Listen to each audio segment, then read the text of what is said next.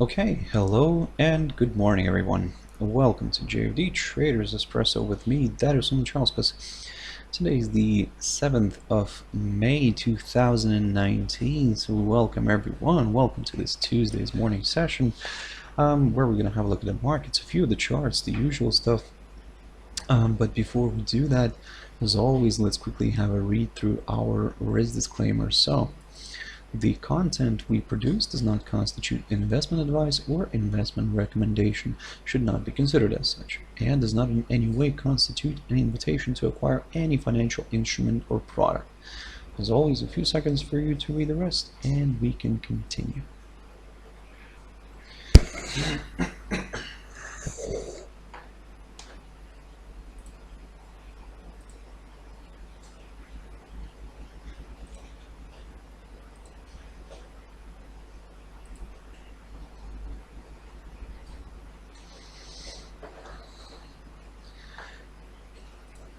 Okay, so now then, let's quickly jump into the charts. Now the first one I'm going to touch on here is the DAX, the German index here.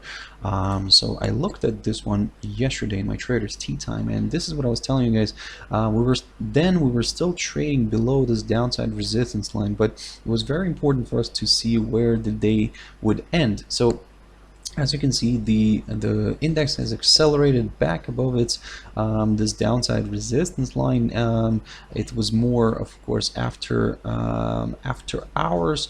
After hours. No, it was during the still the trading. It's trading, and it continued to travel higher. The most important here is that it's getting closer to this level that I was talking about yesterday. So the level around the 12,350, and of course, if that gets broken, we may see a further acceleration to the upside towards the 12,430 and the 12,460. The last one is probably more important one because it was a very good area of resistance here back in September, around the 21st of September and the 27th of September. So keep your eyes on that one, keep your eyes on that level. But again, in order to kind of consider higher levels, we would like to see that good push back above the 12,350 zone.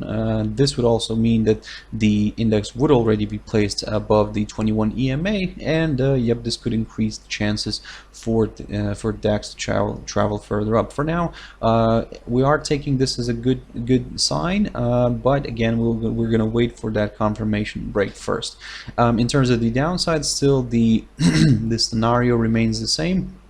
We need to see a reversal here, and probably we would like to see a nice good close of the daily candle below this downside resistance line. And just to remind you what that line is here, and that has been running here from the highs of January 2018, so very important line.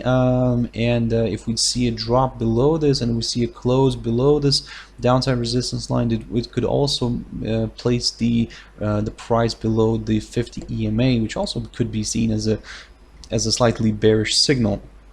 The only thing is that our bearish scenario wouldn't really kind of go that far. It would only go up until this upside support line taken from the low of December last year, and then we'll just take it from there, see what he wants to do. Does he want to rebound and push back up again, or is this going to be a turning point here for DAX, and we will see a break below it? But for now, it is where it is. It certainly is slightly more on the positive side, but let's wait for that confirmation break.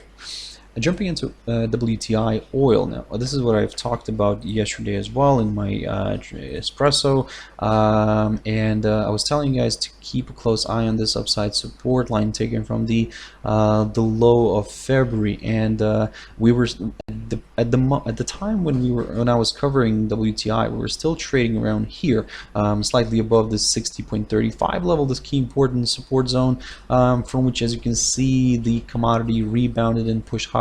And what I was saying, that for us to start considering at least higher levels, we would like to see a push back above the upside support line, and of course above the 200 EMA, and ideally we would prefer to see a push back above the 63 level. But yesterday As you can see, the commodity almost managed to reach the 63 level, but kind of quickly hit it, almost hit it, and retraced back down, but still remained above this upside support line. So this is quite a good sign here. But what we're going to do here, of course, is now we're going to keep a close eye on this 63 level, because that's going to be our gateway towards slightly higher levels. A nice good break above it.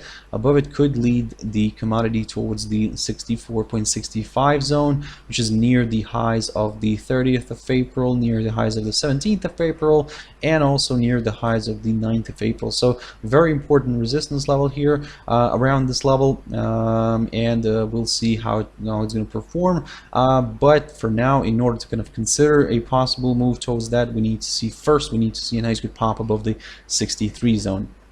In terms of the downside, if this suddenly drops below this upside support line, we're still going to remain somewhat neutral, because for us now the downside scenario could open up only if we see a nice good break and a close below the 60.35 zone. So keep your eyes on that one. Jumping into AUDJPY, very interesting pair, and this is what I was talking about as well yesterday and throughout the whole day. And this is basically on Monday we've opened up with this nice big kind of biggish gap here to the downside, and this morning already the pair managed to retrace and cover the whole gap here. The only thing is, what's kind of making us a little bit cautious here is the fact that and this is, by the way, this is what I was talking about, we may see a retracement back up, we may see a test of this downside resistance line, and this is where the big question will start. Will we see a continuation push higher? Because as you can see, the new 4-hour candle now opened up, and it opened below this downside resistance line. Now, of course, I'm not saying that this is now going to roll over and sell off, but the only thing is that be very careful. In order for us, let's say, to consider higher levels, what we're going to do here is we're probably going to take a more cautious approach here.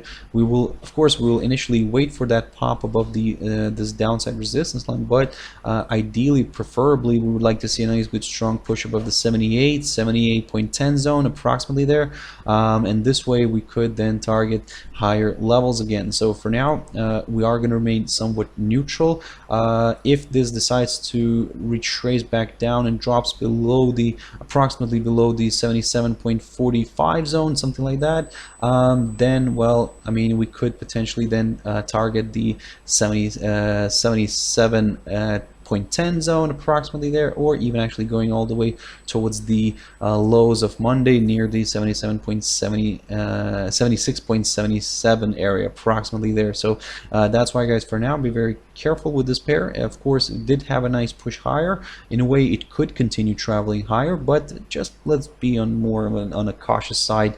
Let's wait for that confirmation break, and we'll wait for that 78.10 level first. Jumping into EURGBP, so this one I've covered yesterday as well, and this is what I was talking about. Basically, it traveled higher, had a good run yesterday, found its good resistance near the 0.8555, and is now retracing a little bit lower. Now, what I was saying, that we may see a retracement back down, of course, but now, don't get me wrong, we could probably not see such a deep retracement as my arrow indicates here, but this is in a kind of scenario. If, let's say, if this level here, the 0.8530 level, fails to withhold, then yep, we could see maybe a slide lower. But the level here near the 0.85 zone, this is kind of the last resort for the bulls to step in here and potentially kind of have the chance to push the pair higher again. But for now, it is where it is. It is kind of retracing back down a little bit. Certainly, it is trying to kind of push. The bulls are trying to fight this one, but to be honest, what we're gonna do here now is we're gonna change this a little bit, and we're gonna wait for the confirmation break above the 0.8555 zone, because this way the pair would confirm a forthcoming higher high, and we could then target areas like the 0.8590 or even higher. So for now, guys, that's going to be our little game plan for today. If we do see a push above the 0.8555, that's great. It could open the path towards higher levels. If it struggles to do that, it might retrace back down, it might hit the 0.8530, and this is where the big question will be, because will it rebound from here, or actually will it continue sliding lower? Now if it does slide lower, I'll repeat myself, we are not going to be that negative on it, because it still could rebound from somewhere lower here just to kind of have a deeper correction and then push higher. So also can keep that idea in mind. For us to turn negative on this one, we would like to see a drop below the 0.8490 level first, and this way we will target the lower areas. But for now, it's quite far away from it, and let's see how this is going to play out today. USDCHF, the last one for this session. Looking at this, of course, on one hand, it's still trading above its this kind of short-term, I would call it maybe short-term upside support line taken from the lows of the 20th of March, and also at the same time it's also trading above this little steeper upside support line taken from the lows of the around the 12th of April, something like that. So it's a bit of a tentative one. It was kind of violated a few times, but never saw the 4-hour candle closing below it. So in other words, keep your eyes on this one. If it continues to hold, we may see a rebound here. The only thing is that probably for better confirmation of the upside, what we're going to be looking for here is a push above the 1.0196 area, approximately there. For those who are more on the cautious, you could in a way wait for a break above the 1.02, just kind of for the nice beautiful number. The next target here is going to be this little high, these little two highs near the 1.0215, but if that fails to withhold, we're going to continue targeting the April high, which is near these 1.0238 zone, approximately there. So that's basically the game plan, the short-term game plan for the upside. But if this little steep upside support line fails to withhold, and we see a drop below it, and we see the 4-hour candle closing below it, then, well, it increases the chances of seeing a further slide towards this this short-term upside support line taken from the low of the 20th of March, and then of course but before that we could hit this 1.0125 zone, which was tested last week, and then yep, we could then hit this upside support line. But again, we need to see that nice good close of the 4-hour candle below this steep upside support line. Okay guys, I hope you found it useful. Thank you very much for sticking around and watching until the end. And if you want to join me later on at my trader's tea time, and that's 13:15 GMT time. But for now, I hope you have a wonderful trading day. Be very careful, be very cautious, and I'll see you later. Bye bye.